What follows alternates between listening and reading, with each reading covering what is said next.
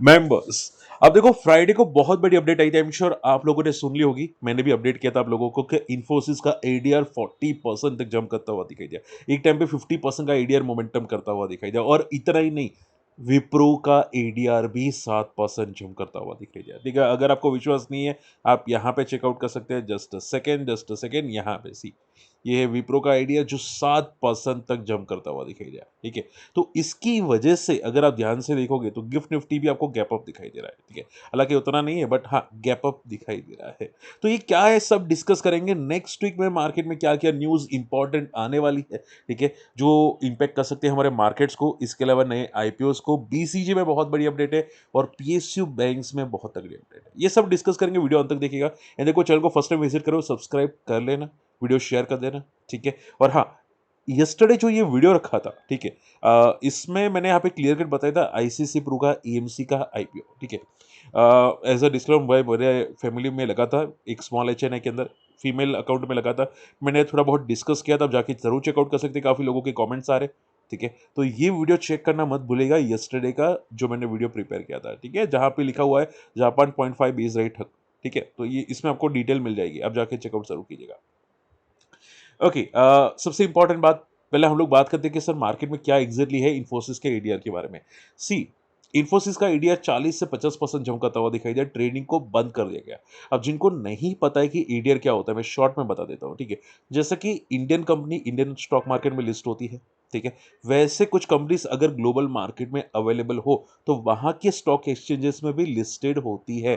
Like Reliance भी listed थी पहले, टाटा मोटर्स पहले लिस्टेड थी। ठीक है, उसका तो इंडिया निकल गया है, आई थिंक रिलायंस अभी भी है। ठीक है, इन्फोसिस है, विप्रो है जो ग्लोबल मार्केट में लिस्टेड, जिसमें जहाँ पे है वो है न्यूयॉर्क स्टॉक एक्सचेंज, वहाँ पे लिस्टेड है। ठीक है, तो शॉर्ट एंड सिंपल में इन्फोसिस का एडीआर वहां पे लिस्टेड है। ठीक है, अब ये जो जंप आता हुआ दिखाई दिया, सिर्फ इन्फोसिस के एडीआर में नहीं, विप्रो के एडीआर में भी जंप आता हुआ दिखाई दिया।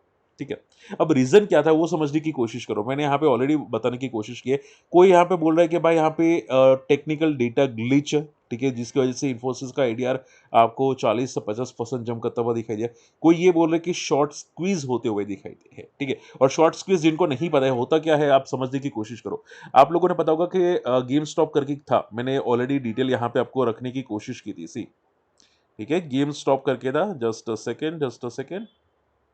ओके, तो जो गेम स्टॉप था, ठीक है, 2021 में जो 500% तक भागता हुआ दिखाई दिया, 500%। ठीक है, उसमें क्या किया था, बहुत सारे लोगों ने स्टॉक को शॉर्ट किया था। बड़े प्लेयर्स को लग रहा था कि वो भागेगा नहीं और कंपनी बंद होने वाली है, इसकी वजह से उसकी वैल्यू ऑलमोस्ट जीरो हो जाएगी। तो बड़े बड़े हेज फंड्स होते हैं, उन्होंने शॉर्ट किया था। ठीक है, उसके बाद क्या हुआ कि जो सोशल मीडिया में बहुत सारे लोग होते हैं ट्रेडर्स, ठीक है, उनको लगा था कि भाई ना कंपनी बंद नहीं होगी, कंपनी में और तगड़ी तेजी आएगी क्योंकि मैनेजमेंट चेंज हुआ है। ठीक है, और ऐसा पूरा का पूरा एक यूट्यूब, माफ कीजिएगा, एक मूवी प्रिपेयर हो चुकी है अमेरिका के अंदर, आप जाके चेकआउट कीजिएगा। ठीक है, movie related to game stop करके लिखिएगा, आपको मिल जाएगी, बहुत अच्छी मूवी है, और शॉर्ट एक्सप्लेनेशन भी आपको मिल जाएगा। बट शॉर्ट एंड सिंपल में वहां पे काफी लोगों ने, सोशल मीडिया लोगों ने यहाँ पे स्टॉक को पॉजिटिव रखा, बाई किया, और उसके बाद शॉर्ट कवरिंग होती हुई दिखाई दी और स्टॉक 500% तक जंप करता हुआ दिखाई दिया। ये सेम होता हुआ दिखाई दिया है। ठीक है, आप सभी लोग देखो, अभी रीजन क्या था समझो। आप सभी लोग जानते हैं कि भाई डाउ भाग रहा है, नेस्डेक भाग रहा है, इंडियन आईटी कंपनीज नहीं भाग रही है। ठीक है, तो उन लोगों ने क्या किया है, फॉरेन प्लेयर्स ने, कि भाई इंडियन आईटी कंपनीज को शॉर्ट करना स्टार्ट कर दिया है। ठीक है, अब जैसे ही पता चला कि भाई हम पे अभी कुछ जंप आने वाला है, ईआई में थोड़ा बबल आने वाला है, मोमेंटम आने वाली है। ठीक है, तो वहां पे बहुत सारे लोग पॉजिटिव एंट्री किए, बहुत सारे दूसरे प्लेयर्स ने एंट्री की, और वहां पे शॉर्ट कवरिंग होती हुई दिखाई दी, और पूरा का पूरा आपको मोमेंटम भी आता हुआ दिखाई दिया। ठीक है, तो थोड़ा तो आप ये समझो कि थोड़ा पॉजिटिव ट्रेंड था, बाकी का टेक्निकल ग्लिच था, तो दोनों कंबाइन होके यहाँ पे स्टॉक 50% तक जाता हुआ आपको दिखाई दिया। ठीक है, दोनों कंबाइन आपको ये दिखाई दिया है। ठीक है, अब मंडे क्या होगा एक्चुअली पता नहीं, तो आप देखो ब्लाइंडली मंडे को ट्रेड मत करना। अगर ये टेक्निकल ग्लिच जैसे ज्यादा हुआ तो भी आप स्टक हो सकते हैं, तो मंडे ब्लाइंडली घुसने की कोशिश मत करो, देखो समझो सीखो उसके बाद करना। ठीक है, तो शॉर्ट एंड सिंपल में जिसकी वजह से मार्केट में आपको मोमेंटम आती हुई दिखाई दी। ठीक है, हालांकि मार्केट में थोड़ी पॉजिटिविटी आ रही है। ठीक है, जापान का इंटरेस्ट रेट बढ़ने के बाद भी मार्केट में पॉजिटिविटी आ रही है, और जापान ने यह भी बोला कि वो लोग इंटरेस्ट रेट और आगे बढ़ाने वाले हैं। ठीक है, तो देखते हैं यहाँ पे क्या होता है, बट हाँ, थोड़ी बहुत पॉजिटिविटी आपको दिखाई दे सकती है ग्लोबल मार्केट की वजह से। ओके, अब बात करते हैं यहाँ पे गोल्ड एंड सिल्वर के अंदर। देखो सिल्वर, गोल्ड तो नहीं भाग रहा, सी, गोल्ड अगर हम लोग बात करने जाए तो गोल्ड लगातार एक रेंज बना रहा है, रेजिस्टेंस क्रिएट कर, ठीक है, लाइफ लॉन्ग एक तगड़ा रेजिस्टेंस क्रिएट करा है जो है 4,300 से $4,500। अगर मैं चार्ट्स के हिसाब से वीकली डिस्कस करूँ, ठीक है, गोल्ड, ठीक है, आप इंडियन करेंसी में चेंज करना चाहे कर सकते हैं। तो इस वीक के अंदर यहाँ पे पॉज कैंडल बनाई है। तो आप ये समझो जब तक इसके हाई के ऊपर क्लोजिंग नहीं दे देता वीकली चार्ट के अंदर गोल्ड फॉर यूएस डॉलर्स, ठीक है, तब तक तो मार्केट में एक रेंज रेजिस्टेंस दिखाई दे सकता है, ठीक है। अब नेक्स्ट वीक में एक चांस बहुत ही अच्छे बन सकते हैं जो मैं आपको बताना चाहूंगा, स्पेशली दो अच्छी पॉसिबिलिटी, वो ये है या तो छोटी इनर कैंडल बनाएगा gold for US dollar next week में, या तगड़ा फॉल करेगा, ठीक है। तो अगर आपको शॉर्ट करने का सोचना भी है तो ये जो वीक का लो होगा अराउंड $4,270, ठीक है, ये वीक का जो लो होगा उसके नीचे शॉर्ट पॉसिबल हो सकते हैं, बाकी तो पॉसिबल भी नहीं हो सकता। बात समझ में आ रही है, ठीक है। तो आप ये समझो ये वीक के नीचे शॉर्ट पॉसिबल है, ये जो 4 5 6 दिन की रेंज है उसके नीचे शॉर्ट पॉसिबल हो सकता है, अगर डेली चार्ट में क्लोजिंग आती है तो, ठीक है। और इसके अलावा अगर यहाँ से एक बहुत बड़ा स्पाइक आता है और डे हाई पे क्लोज होता है तो भी पॉजिटिव मोमेंटम आ सकती है, ठीक है। तो आप ये समझो एक बहुत बड़ी मूव बहुत जल्द एक्सपेक्टेड है, कोई भी डायरेक्शन में है, बट चांसेस डेटा में ये दिखाई दे रहे कि शायद नेगेटिव डायरेक्शन में हो सकती है, ठीक है। रही बात सिल्वर की, तो सिल्वर अगर आप देखोगे यहाँ पे $66 आ चुका है। देखो इसका मैं एक अलग से वीडियो प्रिपेयर कर चुका हूँ, एडिट में गया है। आई होप कि इस बार एडिट प्रॉपर करे वो लोग भी, बट आप सपोर्ट कर लेना। तो सिल्वर में बहुत अच्छी मोमेंटम है, वीकली चार्ट बहुत तेजी से मूव है, विच क्लियर से इसके नेक्स्ट वीक भी पॉजिटिव रहने की उम्मीद अभी तो दिखाई देती है, ठीक है। जो हो सकते हैं शायद $70 को टेस्ट करने की कोशिश करे सिल्वर, ठीक है। इसके अलावा आपको फोकस करना है कि जब तक बड़ी रेड कैंडल नहीं आती तब तक तो सिल्वर फॉल भी नहीं करेगा, ठीक है। एक तगड़ी रेड कैंडल आनी चाहिए अराउंड मंथली चार्ट पे जो 15% की होगी, बाकी सिल्वर अभी के लिए फॉल की चांसेस नहीं है। हाँ, छोटे मोटे रिट्रेसमेंट कर सकता है, ठीक है। तो सिल्वर जब तक $64 के ऊपर है या 63.8 यहाँ पे, ठीक है, ये जहाँ पे इसने विक्स बनने की कोशिश की है इसके ऊपर है तब तक ये पॉजिटिव है, ठीक है। और हो सकता है कि यहाँ पे $70 को भी टेस्ट करने की कोशिश करें नेक्स्ट वीक पे, देखते हैं आप, ठीक है। चलिए सबसे इंपॉर्टेंट बात, अब देखो अदानी ग्रुप में भी मुझे किसी ने कमेंट किया था कि सर अदानी पावर पे एक डिटेल की स्टडी बनाई है, मैं प्रिपेयर कर दूंगा, ठीक है, एज सुन एज पॉसिबल। अब सबसे इंपॉर्टेंट बात है कि अदानी में बहुत अच्छी न्यूज़ आ रही है कि आने वाले 5 साल के अंदर वो 1 ट्रिलियन का इन्वेस्टमेंट करने वाले एयरपोर्ट्स के अंदर, ठीक है, इंफ्रा फैसिलिटी के अंदर। और मैंने ये तक सुना है कि ज़्यादातर जो एयरपोर्ट्स है, ठीक है, उसमें कुछ गवर्नमेंट का भी हिस्सा है, वो पूरा का पूरा प्राइवेटाइज करने वाला है, यानी कि अदानी और जीएमआर के हाथ में जाने वाला है, यानी कि ज़्यादातर चीज़ें अब गवर्नमेंट प्राइवेटाइज कर रही है, विच देखो मोनोपोली क्रिएट हो जाती है। मुझे गवर्नमेंट का प्राइवेटाइज से प्रॉब्लम नहीं है, बट मोनोपोली हो जाती है, जैसे कि अपने एयरटेल और जियो में देखा होगा, ठीक है। वो लोग अभी हर हर साल या हर साल में 2-3 बार प्राइस बढ़ा रहे हैं 20-20% का, ठीक है। फर्स्ट टाइम अगर आप देखोगे ना तो जियो इतने प्राइसेस नहीं थे पर मंथ के, ठीक है। अभी तो भाई पर मंथ के भाई प्राइसेस 200 को क्रॉस कर चुका है। पहले तो पर मंथ आप 100 को करते थे तो भी चल जाता था, ठीक है। फिर ₹50 में 3 से 6 जीबी आ जाता था। अब तो 50 में 1 जीबी यहाँ पे वापस वो लोग देने की कोशिश कर रहे हैं। तो काफ़ी चीज़ें नेगेटिव है, ठीक है। जो ईयरली प्लान 1500 का था वो अब 4500 के आसपास चला जाएगा। एक टाइम की बात है, जो पहले 1500 के आसपास का था। तो शॉर्ट टर्म सिमर में देखो मुझे प्राइवेटाइज से थोड़ी प्रॉब्लम है कि भाई ये एक लिमिटेशंस करवा देती है, पब्लिक का फोर्सफुली ये चीज़ें करवा देती है। आज आप फ्लाइट में जाते हैं, इंडियन फ्लाइट के अंदर इंडियन एक स्टेट से दूसरे स्टेट में जाते हैं, ठीक है। तो ज़्यादा चार्जेस भी नहीं है, 3 से लेके 6000 में पर फ्लाइट आपको मिल जाता है, ठीक है। एक टाइम ऐसा होगा कि भाई 10-10 हज़ार, 12,000, 20,000 तक भी चला जाएगा, ठीक है। तो थोड़ा नेगेटिव है, बट आई थिंक अदानी के लिए तो पॉजिटिव होगा। तो अभी अगर अदानी की बात करने जाए तो डायरेक्टली इनडायरेक्टली बेनिफिट करेगा किसको? अदानी एंटरप्राइज को, ठीक है। ये इनडायरेक्टली डायरेक्टली बेनिफिट कर सकता है, ओके। इसके अलावा देखो अदानी एंटरप्राइज में पूरा का पूरा रेंज बाउंड है, ठीक है। मैं लेटेस्ट डेटा तो नहीं बता सकता, बट आप समझ सकते हैं कि पूरा का पूरा रेंज बाउंड है, ठीक है। इसके अलावा भी यहाँ पे ऊपर जो मोमेंटम आ रही थी वो पूरी रेंज बाउंड मोमेंटम थी, ठीक है। और रेंज तोड़ने के बाद भी वो अभी भी एक रेंज बाउंड दिखाई ज़्यादा दिया है, ठीक है। और अदानी एंटरप्राइज के रिजल्ट भी अभी कुछ खास अच्छे आते हुए नहीं दिखाई दिए। तो शॉर्ट टर्म सिंबल में ये समझो कि जब तक अदानी एंटरप्राइज में कोई बड़े प्लेयर्स नहीं आ जाता तब तक तो कोई स्पाइक्स भी नहीं होगा, ठीक है। और यहाँ पे आप देखोगे बहुत ट्राई करने के बाद भी सस्टेन नहीं किया। अब अगर ये 3600 को तोड़ेगा तो आगे जाके कुछ हो सकता है, बाकी तो वो भी पॉसिबल नहीं है। ठीक है। तो अदानी एंटरप्राइज में अभी के लिए तो कोई डेटा ऐसा नहीं दिखाई दे रहा कि भाई कोई पॉजिटिव हो, बट हाँ, जो फ्यूचर ग्रोथ के प्लान है वो बहुत अच्छे हैं, तेजी से बढ़ रहा है। आइनिक्स ग्रीन, अब देखो एक बहुत अच्छी न्यूज़ आ रही है कि आइनिक्स ग्रीन एक्वायर करता हुआ दिखाई दिया है रिन्यूएबल प्लेटफॉर्म को, ठीक है। और आइनिक्स ग्रीन देखो, ये जो डील होने वाले $200 मिलियन की है, ठीक है। कंपनी एक्सपेंशंस करी है और कंपनी ने एक बार बताया था कि वो डेट फ्री होने वाली है, ठीक है। तो आइनिक्स ग्रीन का जो चीज़ें हैं, बंदा ग्रुप बहुत सॉलिड है, आइनिक्स ग्रुप है ना, बहुत सॉलिड है। सो ये कंपनी दम वाली है, कोई कचरा नहीं है।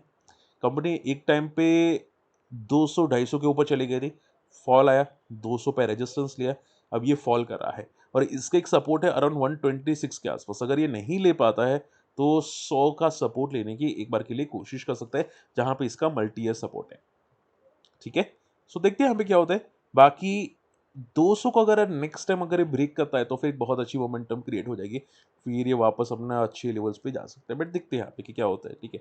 क्योंकि टेक्निकल चार्ट्स ये क्लियर कट बोले कि वीक ट्रेंड बन रहा है इसका और ये बहुत जल्द ओवरसोल्ड की पोजीशन में आने वाला है, क्योंकि 40 आरएसए के आसपास ये पहुंचने वाला है मंथली चार्ट पे। और हमेशा याद रखो, मंथली चार्ट पे 40 RSA is very very very very positive, ठीक है। सो आइनिक्स विंड में बहुत अच्छी न्यूज़ आ रही है, कंपनी टर्न अराउंड करी है, फ्यूचर ग्रोथ पॉजिटिव दिखाई दे रहा है कंपनी का। ओके, अब देखो यूएस में सांता क्लॉज रैली आएगी कि नहीं वो तो नहीं पता, बट रैली स्टार्ट तो हो चुकी है, ठीक है। जापान का रेट हाइक बढ़ने के बाद भी यहाँ पे फॉल तो डाउ जोन्स में नहीं आया है, ठीक है। आई होप नहीं आएगा, ठीक है। देखते हैं यहाँ पे। और आपको अगर डाउ जोन्स पे ऐसा लगता है कि भाई ये रैली कंटिन्यू करे, ठीक है, तो एटलीस्ट 47,000 के ऊपर इसको सस्टेन करना पड़ेगा, ठीक है। तो ये शायद रैली कंटिन्यू करेगा। अगर इसको ये ब्रेक कर लेता है तो इंडियन मार्केट में भी थोड़ी सी वीकनेस क्रिएट हो सकती है। चलिए फटाफट देखो नेक्स्ट वीक में कौन कौन सी इवेंट है। सबसे पहली इवेंट हो जाती है यहाँ पे, आईपीओ की लिस्टिंग है, केएसएच इंटरनेशनल। अब देखो इसका ओवर सब्सक्रिप्शन तो हुआ नहीं था, सिर्फ 90% भरा था, पूरा का पूरा सब्सक्राइब भी नहीं हुआ था, यानी कि नेगेटिव लिस्टिंग हो सकती है, ठीक है। थोड़ा कॉशियस रहो और कोई भी ब्लाइंडली में ग्रे मार्केट हो 1% 1%, मैंने पहले ही आपको समझाने की कोशिश की कि मिनिमम ग्रे मार्केट 20% होना चाहिए। और अगर लार्ज कंपनी है, बड़ी कंपनी है, ठीक है, इसका ग्रे मार्केट बढ़ रहा है तो अच्छी बात है। जैसे कि मान लो कि आईसीसी प्रू, उसका ग्रे मार्केट बहुत कम था बट इसका ग्रे मार्केट बढ़ रहा था, इंप्रूव हो रहा था, ठीक है। तो ऐसी अगर कंपनी रडार पे हो तो भी समझ में आती है, ब्रोकरेजेस हाउस पॉजिटिव हो तो भी समझ में आती है। ब्लाइंडली घुसोगे तो फंसोगे, ठीक है। इसके अलावा नेक्स्ट वीक में आने वाला है गुजरात किडनी, मैं इसका डिटेल हिस्ट्री बताऊंगा, बट इसका ग्रे मार्केट अभी के लिए अच्छा नहीं दिखाई दे रहा। और एक है श्याम धानी, ठीक है। ये 60% का ग्रे मार्केट है, मैंने इसका थोड़ा बहुत स्टडी किया है, कंपनी अच्छी लग रही है, मैं इसका एक वीडियो शॉर्ट बना दूंगा। और हाँ, इसमें लिस्टिंग गेन तो अच्छे दिखाई दे रहे हैं, ठीक है। बट जैसे कि मैंने बोला, थोड़ा फीमेल अकाउंट भी रखो, यानी कि डिमेट अकाउंट आपके फैमिली मेम्बर्स में, सिस्टर हो, मदर हो, या उनका डिमेट अकाउंट रखो, ठीक है। मैं ऐसा नहीं बोलूंगा मेरी लिंक से क्रिएट करो, आपको लगेगा मैं आपको फोर्स करवा रहा हूँ, बट ऐसा नहीं, ठीक है। आप रखने की कोशिश करो क्योंकि उसका एडवांटेज मिलता है फीमेल अकाउंट्स का, ठीक है। लोग मतलब गवर्नमेंट भी काफ़ी सपोर्ट करती है, नए नए रूल्स लाती है रिलेटेड टू वुमेन, ठीक है। तो उनके पक्ष में ज़्यादा चीज़ें होती है, तो आप ट्राई करने की कोशिश करो, ठीक है। सो शॉर्ट एंड सिंपल में इसका एक अच्छा केस स्टडी बना दूंगा डेफिनेटली, ठीक है, वीडियो बना दूंगा। Okay, so short and simple में चांसेस तो है कि नेक्स्ट वीक भी अच्छे आईपीओज है और लिस्टिंग गेन मिल सकते हैं, बट केएसएच इंटरनेशनल में थोड़ा कॉशियस रहेगा। मंगलवार को यूएस के जीडीपी का डेटा आने वाला है, आप डेफिनेटली फोकस कर सकते हैं। अब ये जीडीपी का डेटा बहुत इंपॉर्टेंट मैटर करता है क्योंकि इसकी वजह से मार्केट गैप अप या गैप डाउन ओपन हो सकते हैं इंडियन मार्केट, ठीक है।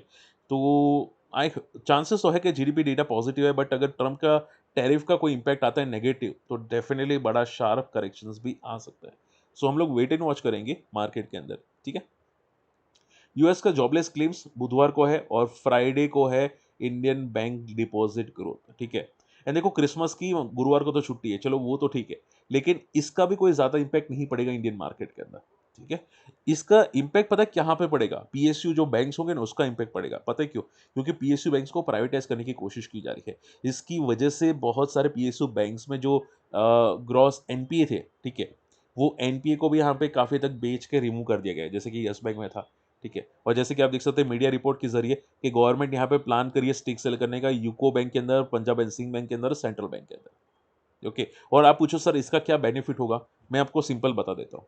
आप मुझे ये बताओ कि कोई भी कंपनी, कोई भी बैंक, ठीक है, क्या 1000 के ऊपर ट्रेड करी है? ठीक है, आप बोलोगे हाँ सर है ना, डेफिनेटली है। एचडीएफसी बैंक ही ट्रेड करी 1000 के ऊपर, अभी इसको 1000 हाई बनाया था। ठीक है, इसके अलावा आईसीआईसीआई बैंक 1000 के ऊपर ट्रेड करती हुई दिखाई दी है। इसके अलावा इंडसइंड बैंक भी थी। ठीक है, अभी तो आई थिंक 1000 के नीचे, बट इंडसइंड बैंक भी थी। ठीक है, 1000 के ऊपर ट्रेड करी है। कोटक थी। ओके, सो है, बट ज्यादातर बैंक जो है वो प्राइवेट बैंक है। कौन सी गवर्नमेंट बैंक 1000 के ऊपर ट्रेड करी? आप बोलोगे सर आई डोंट थिंक कोई भी बैंक होगी।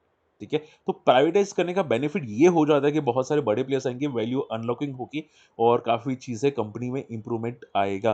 तो जितनी प्राइवेट बैंक्स है, लाइक आप देखोगे axis bank, Kotak bank, ICICI bank, ज्यादातर प्राइवेट बैंक्स 1000 के ऊपर ट्रेड करी है। वो एक बेनिफिट क्रिएट करवा सकता है। मैं ऐसा नहीं बोलूंगा कि सभी 1000 के ऊपर जाएगी, बट ये बेनिफिट एक क्रिएट करवा सकते हैं। इसको देखो, रिकमेंडेशन मत समझना। ठीक है, बट गवर्नमेंट जो प्राइवेटाइज करी है, वैल्यू अनलॉकिंग हो सकती है। आप समझ पा रहे हो पॉजिटिव? ठीक है, बट देखो ये सोर्सेस की तरफ से है। ठीक है, और सोर्सेस में कोई कंफर्मेशन नहीं होता। ओके, बट अगर गवर्नमेंट खुद कंफर्म कर देती है कि भाई हाँ हम लोग करने वाले हैं, और कोई स्पेसिफिक डेट एंड टाइम आ जाता है कि भाई हाँ हम लोग ये महीने का ये दिन में हम लोग करने वाले हैं, तो शायद कंपनी में बेनिफिट आ सकता है, ये पीएसयू बैंक्स में आ सकता है। ठीक है, इसके अलावा अगर हम लोग बात करें कि पिछले 3 महीने में क्या गवर्नमेंट बैंक्स ने कोई परफॉर्मेंस दी है कि नहीं, ठीक है, तो आप देखोगे 2025 में, ठीक है, यहाँ पे 2025 में, ओके, एक टाइम पे 70 तक गया था यूको बैंक, उसके बाद 28 पे वापस आ गया था। कोई कोई खास परफॉर्मेंस नहीं है। देखो इसने एक टाइम पे 140 गया था, बाद में तो परफॉर्मेंस पूरा का पूरा बिगड़ चुका है। ठीक है, फिर यहाँ पे एक पुल बैक आया था, और अभी तो कोई भी खास पुल बैक आता हुआ नहीं दिखाई दिया है। ठीक है, हो सकता है कि अगर 70 को क्रॉस करे, 70-75, तो शायद कुछ हो। ठीक है, बट हाँ, शॉर्ट एंड सिंपल में अगर प्राइवेटाइज होती है तो डेफिनेटली बेनिफिट हो सकता है। ठीक है, और last not the least, BCG. अब देखो बीसीजी में बहुत अच्छी अपडेट है कि 6 to 8% का ग्रोथ आपको दिखाई दे सकता है, ऐसा यहाँ पे अपडेट करता हुआ दिखाई दे कंपनी। ठीक है, company see 6 to 8% growth in a key segment such as video, connected TV and programmatic advertising. ठीक है, यानी कि कंपनी का फ्यूचर ग्रोथ आ रहा है। ओके, बट देखो कंपनी में आई थिंक मैंने कुछ बीच में ये भी सुना था बीसीजी का कि शायद रूल्स जो सीबी के हैं, ठीक है, उन्होंने इन पे जो बैन लगाया था वो शायद रिमूव कर दिया। मुझे एग्जैक्टली नहीं पता, आप मुझे कमेंट कर सकते हैं। बट कंपनी में थोड़ी न्यूज़ पॉजिटिव आ रही है, बट स्टिल कंपनी मोमेंटम करती हुई नहीं दिखाई दी, और इसको अभी पॉजिटिव समझना भी कोशिश मत करना। मैंने इसका केस स्टडी बनाया था। कंपनी में काफ़ी बड़ी प्रॉब्लम्स है। वो लोग फेक बैलेंस शीट जनरेट करके आपको बताते कि भाई हाँ कंपनी प्रॉफिटेबल है। ठीक है, तो इसको ज़्यादा भी ट्रस्ट मत करना। ठीक है, जब तक कोई क्लैरिटी प्रॉपरली नहीं आ जाती। ओके, और अगर कोई भी स्टॉक यहाँ पे पंप होता है तो उसको भी ब्लाइंडली ट्रस्ट मत करना। ठीक है, वो पंप एंड डंप बहुत होता है। एमटीएनएल भी में हुआ था, एमटीएनएल 100 तक गया था, और उसमें भी 100 के बाद 50 तक नीचे आता हुआ दिखाई दिया। तो पंप एंड डंप बहुत होता है। ठीक है, और इसमें सेबी कुछ भी नहीं करती। ओके, उनको तो बस दूसरे लोग को बलि का बकरा बनाना है। तो शॉर्ट एंड सिंपल में कॉशियस रह रखो। ठीक है, भले अभी के लिए अभी सपोर्ट इसका आसपास दिखाई दे रहा था 13 का, इसने लो तोड़ा था एक बार 7 का। अगर 7 के नीचे अगर बाई चांस फिसलना स्टार्ट करता है तो एक प्रॉब्लम क्रिएट होगी। ठीक है, तो देखो कि क्या ये 20 के ऊपर सस्टेन कर रहा है, और क्या ये 7 के नीचे जा रहा है। दोनों में से एक कोई होगा, वो यहाँ पे शायद इसका थोड़ा फ्यूचर डिसाइड कर सकता है। ठीक है, तो आप लेवल्स को ध्यान में रखने की कोशिश करो, और हाँ ब्लाइंडली ट्रस्ट मत करना कंपनी पे, क्योंकि कंपनी ने बहुत सारे जुगल किए हैं। होप ये बात समझ में आ चुकी है। ठीक है, तो नेक्स्ट वीक में ये बहुत सारी इवेंट्स है, और इसकी वजह से कंपनी में भी इम्पैक्ट आ सकता है। अदानी आयनिक्स ग्रीन, इंफोसिस, विप्रो, और इसके अलावा बीसीजी और गवर्नमेंट कंपनीज में इम्पैक्ट आपको दिखाई दे सकता है। अब ये इम्पैक्ट कैसे होंगे वो आप एक बार देख लेना। ठीक है, ब्लाइंडली ट्रेड करने की कोशिश मत करना, पैटर्न्स को देखो, बिना पैटर्न्स के ट्रेड मत करो। और मैं आपको स्विंग ट्रेड का एक वीडियो बहुत जल्द लाने वाला हूँ, जो आपको सिखाएगा कि भाई स्विंग ट्रेड करते कैसे, स्टॉक को पिक कैसे करते हैं। ठीक है, मेरी जो स्ट्रेटजी है प्रॉपरली बेस्ट स्ट्रेटजी अब तक की, वो मैं आपको बताने की कोशिश करूंगा। ठीक है, तो अगर इंटरेस्टेड है, एक्टिव रहना, कमेंट में करना यस कि हाँ सर हम लोग इंटरेस्टेड है, तो आपको बेस्ट वीडियो बनाऊंगा। ठीक है, जो आपको बहुत पसंद आएगा। मुझे बहुत सारे बोलते हैं सर आप स्टॉक सिलेक्ट कैसे करते हैं परफेक्टली एंट्री। ठीक है, वो मैं आपको सिखाने की कोशिश करूंगा। ठीक है, मिलते हैं अगले वीडियो में। Take care, bye bye.